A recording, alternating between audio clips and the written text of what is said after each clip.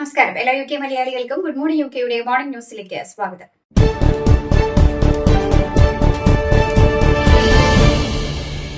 London നഗരത്തിൽ ഇന്നലെ march to stop the far right എന്ന മുദ്രാവാക്യവുമായി വൻ പ്രതിഷേധം നടന്നു. സെൻട്രൽ ലണ്ടനിലെ തെരുവുകളിൽ 10,000-കണക്കിന് ആളുകൾ പങ്കെടുത്ത മാർച്ച് അടുത്ത കാലത്ത് നഗരത്തിൽ നടന്ന ഏറ്റവും വലിയ പ്രതിഷേധങ്ങളിൽ ഒന്നായി മാറി. ട്രേഡ് യൂണിയനുകളും സിവിൽ സൊസൈറ്റി സംഘടനകളും പിന്തുണച്ച ടുഗെദർ അലയൻസ് ആണ് ഈ പ്രതിഷേധം സംഘടിപ്പിച്ചത്. ഏകദേശം 30,000 പേർ പങ്കെടുക്കുമെന്ന് പോലീസ് മുൻകൂട്ടി വിലയിരുത്തിയിരുന്നു.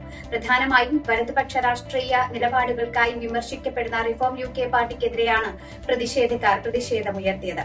പ്രകടനത്തിൽ പങ്കെടുത്തവർ റിഫോം UKയുടെ കുടിയേറ്റ വിരുദ്ധ നിലപാടുകൾക്കെതിരെ പ്ലാക്കാർഡുകൾ ഉയർത്തിയിരുന്നു. കൂടാതെ ഇറാൻ പതാകകളും പ്രോ പാലസ്തീൻ ബാനറുകളും ഉയർത്തിയിരുന്നു. സമാധാനപരമായി നടന്ന ഈ പ്രതിഷേധം രാജ്യത്തെ രാഷ്ട്രീയ സാഹചര്യത്തിൽ വലിയ ചർച്ചകൾക്ക് വഴിയൊരുക്കുമെന്നാണ് വിലയിരുത്തൽ.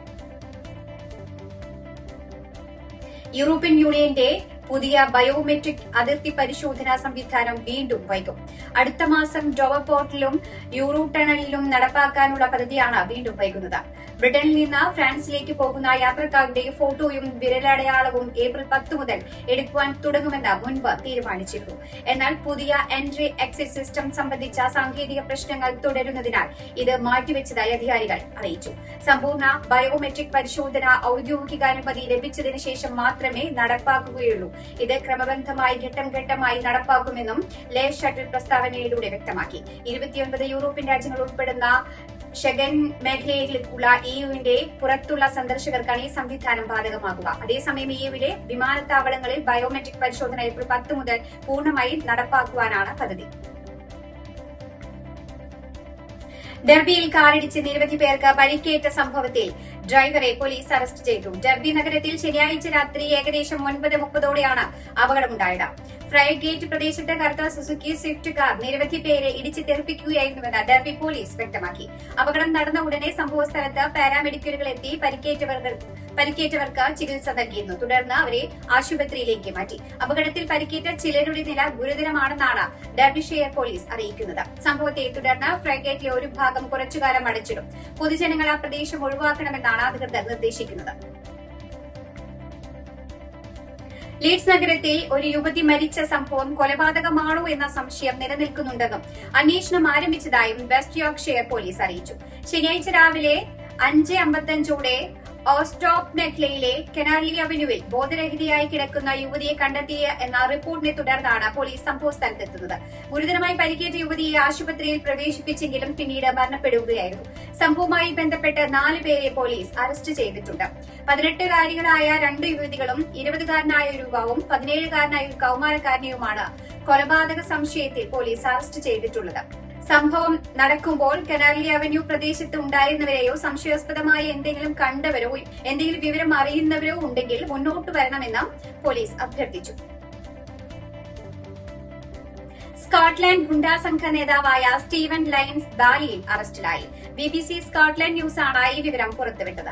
സ്കോട്ട്ലൻഡിലും സ്പെയിനിലും പോലീസ് നടത്തിയ സംയുക്ത റെയ്ഡുകൾക്ക് പിന്നാലെയാണ് അറസ്റ്റ് നടന്നത്.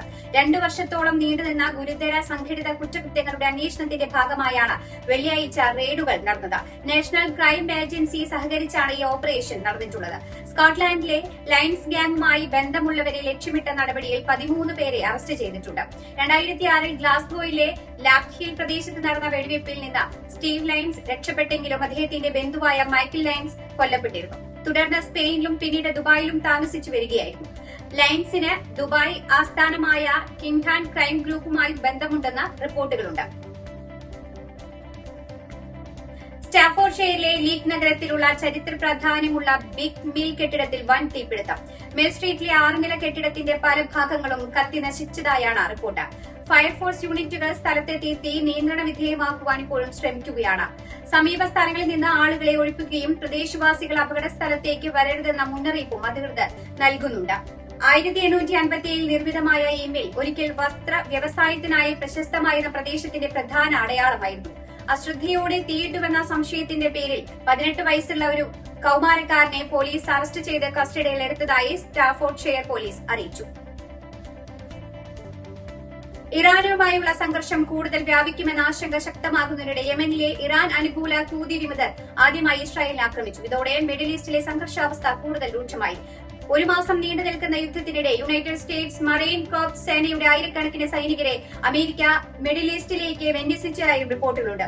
ഇവരിൽ ആദ്യ സംഘം വെള്ളിയാഴ്ച ആംഫിബിയസ് അസോൾട്ട് കപ്പലിലൂടെ എത്തിയെന്നും യുവസൈന്യം അറിയിച്ചു. അതേസമയം ദ വാഷിംഗ്ടൺ പോസ്റ്റ് റിപ്പോർട്ട് അനുസരിച്ച് ഇറാനിൽ ആഴ്ചകളോളം നീളുന്ന കരസേനാ ഓപ്പറേഷനുകൾക്ക് അമേരിക്ക തയ്യാറെടുക്കുന്നു എന്നാണ്. പ്രത്യേക സേനകളും സാധാരണ സൈന്യവും ഉൾപ്പെടുമെന്നാണ് സൂചന. ഇതിനിടെ സൗദി അറേബ്യയിലെ ഒരു സൈനിക താവളത്തിൽ ഇറാൻ നടത്തിയ ആക്രമണത്തിൽ 12 അമേരിക്കൻ സൈനികർക്ക് പരിക്കേറ്റതായും റിപ്പോർട്ടുകളുണ്ട്.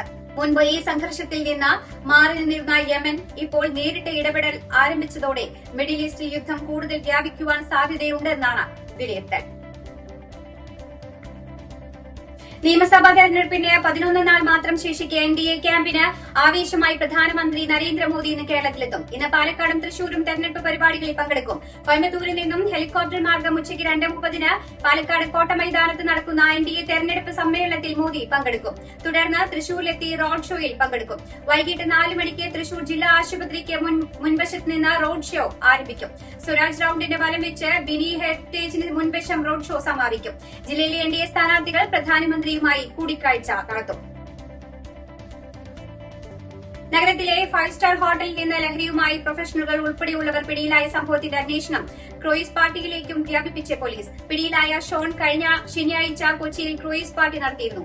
ഇതിലേക്കും ലഹരി ഒഴുക്ക് എന്നാണ് സംശയം. ഇതിന്റെ അടിസ്ഥാനത്തിലാണ് അന്വേഷണം വ്യാപിപ്പിക്കുന്നത്. പാർട്ടിയുടെ വീഡിയോ ദൃശ്യങ്ങളും മറ്റ് സമൂഹ മാധ്യമങ്ങളിൽ വ്യാപകമായി പങ്കുവയ്ക്കപ്പെട്ടിരുന്നു. KSRTC ബസിന് തീപിടിച്ചു. ആർക്കും പരിക്കില്ല. 9 മണിയോടെയാണ് സംഭവം. പറശ്ശിനിക്കടത്ത് നിന്നും തിരുവനന്തപുരത്തേക്ക് വരികയായിരുന്ന AC സ്ലീപ്പർ ബസിന്റെ മുൻഭാഗത്താണ് തീ കണ്ടത്. പുക പടർന്നതോടെ ഡ്രൈവർ ബസ് ഉടൻ തന്നെ നിർത്തി യാത്രക്കാരെ ഇറക്കുകയായിരുന്നു. തുടർന്ന് അഗ്നിശമന സേന എത്തി തീയണച്ചു. ഫയർഫോഴ്സ് എത്തുന്നതിന് മുമ്പ് തന്നെ സമീപത്തുണ്ടായിരുന്ന വീട്ടുകാരും നാട്ടുകാരും ചേർന്ന് വെള്ളമൊഴിച്ച് തീ നിയന്ത്രണ വിധേയമാക്കിയത് വൻ അപകടമാണ് ഒഴിവാക്കാൻ സാധിച്ചത്.